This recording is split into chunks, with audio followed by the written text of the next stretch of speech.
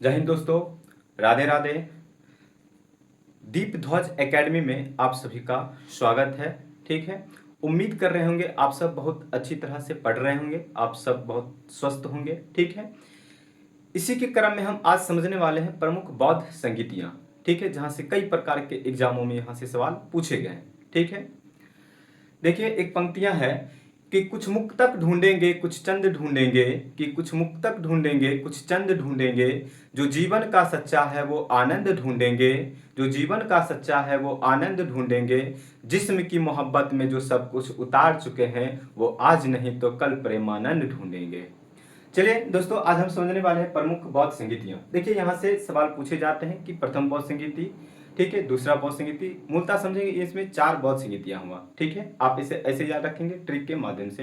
देखिए प्रथम बौद्ध संगीति 483 ईसा पूर्व, दूसरा बौद्ध संगीति 383 ईसा पूर्व, और तीसरा बौद्ध संगीति जो हुआ था वो आपका 255 या 250 या 251 ईसा पूर्व, या फिर BC before the birth of Jesus Christ भी कहते हैं। ठीक, और चतुर्थ बौद्ध संगीति जो हुआ था वो ईस्वी की प्रथम शताब्दी, या फिर कहे तो 98 एडी, या कहीं कहीं 72 एडी भी मेंशन किया गया है। आप इसे घटते क्रम याद रखेंगे, 4 3 2 1, 4 3 2 1। ठीक, और इसी प्रकार से आप शासक के बारे में भी याद कर लेंगे, अका अक, इसे ऐसे याद करेंगे, अका अक, आ से अजातशत्रु, का से कालाशोक, फिर आ से अशोक, फिर का से कुषाण। ठीक है, जो माफी चाहे कुषाण कनिष्क, जो कि कनिष्क जो हुए वो कुषाण वंश से संबंधित थे, अशोक मौर्य वंश से संबंधित थे, कालाशोक जो हुए वो शिशुनाग वंश से संबंधित थे, अजातशत्रु जो हुए वो आपका हर्यक वंश से। ठीक है, उसके बाद फिर पूछा जाता है स्थान कि जो प्रथम बौद्ध संगीति, द्वितीय बौद्ध संगीति, ठीक,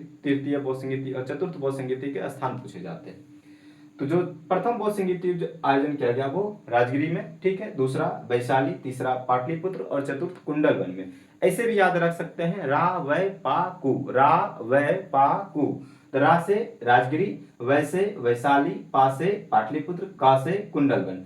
पाटलिपुत्र से संबंधित एक सवाल बनते हैं कि पाटलिपुत्र जिसे हम कहते हैं पटना, ठीक है, तो इसकी स्थापना किए थे उदयन ने किए थे। गंगा, गंडक और सोन नदी के संगम पे इसकी स्थापना किए थे। ठीक है, यहाँ से भी सवाल पूछे गए हैं कि पाटलिपुत्र जो वो किस नदी के किनारे हैं, ठीक, या इसकी स्थापना किसने किया था? उदयन के द्वारा कराया गया था, गंगा, ठीक है, गंडक और सोन नदी के संगम पे।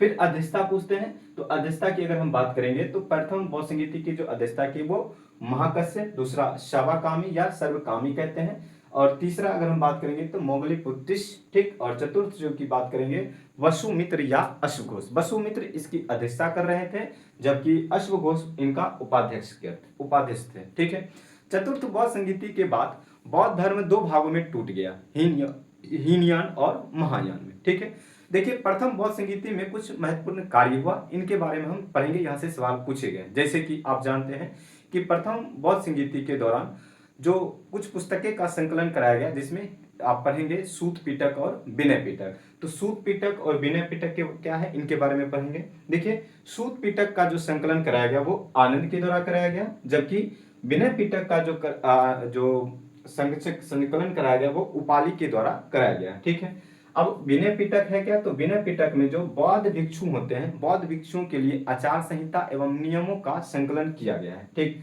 उसी प्रकार से सूत पिटक जो है वो भगवान बुद्ध जो है उनके उपदेश को शामिल किया गया है। ठीक है, उम्मीद करते हैं आप यह पॉइंट समझ गए होंगे। ठीक है, तो इसी प्रकार के अगले वीडियो में हम आपसे मिलेंगे। ठीक है, आप इसे अगर वीडियो अच्छा लगा हो तो आप इस वीडियो को लाइक करें, शेयर करें, सब्सक्राइब करें, ठीक है, अपने साथियों के साथ साझा करें। ठीक है, इसी प्रकार के वीडियो के साथ हम अगले वीडियो में आप लोग से मुलाकात करेंगे।